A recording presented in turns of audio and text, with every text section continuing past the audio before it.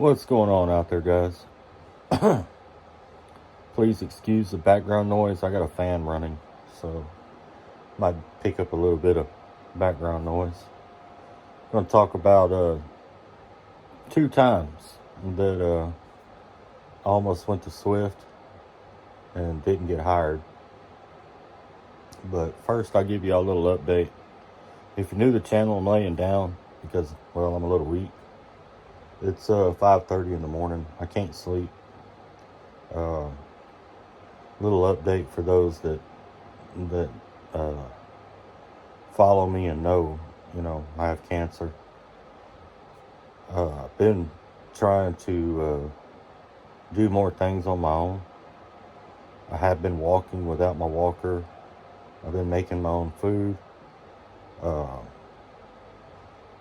and stuff like that. Now, it has worn me down, and like this morning, my leg hurts, my arm's a little sore. My body's just trying to build up strength. I'm trying to get myself to a point that I can start chemo. I haven't started chemo yet. But anyway, let's get on to these stories. I'm going to tell you two different stories. Years ago, when I first tried to come into trucking, I had gone to a school for Swift. I don't know if they still have it, but back then they had a school in San Antonio, Texas.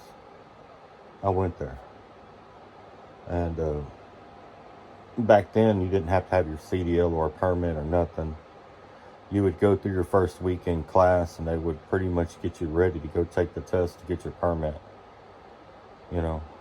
And then they would take you down to the DMV at the end of the week and you would take your test and get your permit. So anyway, came time to go to the DMV. I went to the DMV and I was doing the paperwork thing. And I was up at the counter. The lady put my information in the computer. Next thing I know, a DPS officer standing next to me, standing on my left. I thought, oh crap! I didn't know I had any trouble. I thought I had everything cleared up, but apparently I had an old warrant that I had forgotten about. So, long story short, I ended up going to jail.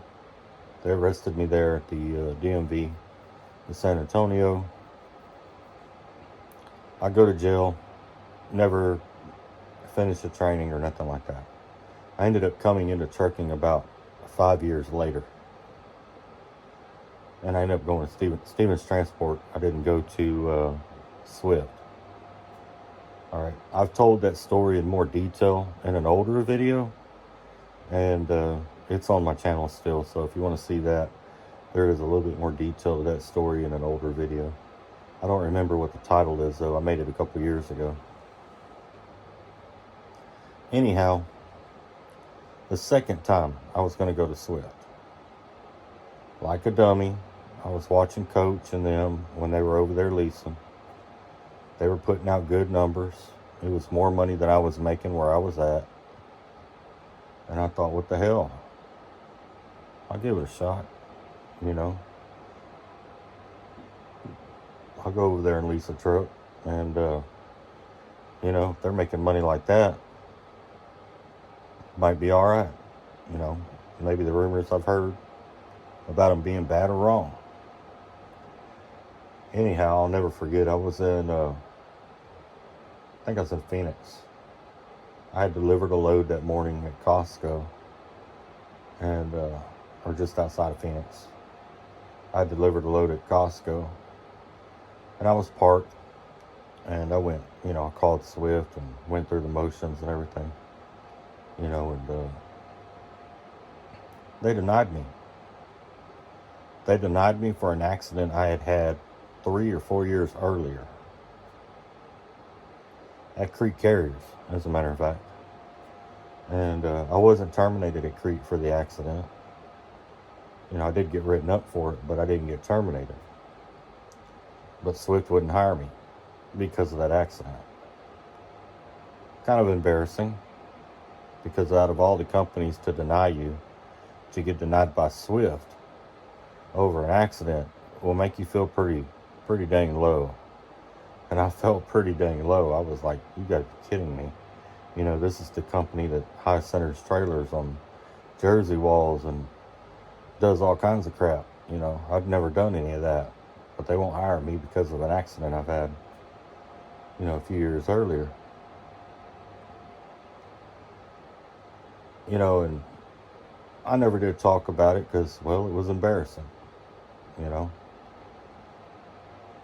But I figured I'd tell you all about it now. Sure enough, Swift turned me down. Well, a little bit of time went by, and of course, all them guys that were over there leasing fell off, and then some truth came out. They weren't making the money they said they were making. They claimed that Swift changed the lease and yada, yada, yada. Also, Swift started requiring in-cab facing cameras. There was all kinds of things that was happening. So I kind of dodged a bullet by them not hiring me, to be honest with you. And I don't know if Stevens was better or worse than Swift. Stevens was pretty bad, but I may have dodged a bullet the first time as well. I've never worked at Swift, so don't really know. But I know Stevens Transport was pretty bad. They were pretty dang horrible to work for. Anyhow, that's some quick stories on me and my history with Swift Transportation. Tried to go there twice, both times didn't end up working there. When I came into the industry in 2009, I'm not sure why I didn't go to Swift. I remember calling Stevens. It was a Wednesday, and I'd gotten laid off where I was at, and I needed a job. I called Stevens Transport. They literally had me on a bus like the next day or a couple days later. They had me on my way. I mean, it was so fast. It was like they were trying to get you in before you change your mind. And the Stevens Transport process was very brainwashing, to be honest with you. It was hard to explain, but it's kind of brainwashing. A lot of BS. Anyhow, hope all of you out there doing great, staying safe, staying out of trouble. God bless. Thank you for watching. And keep trucking.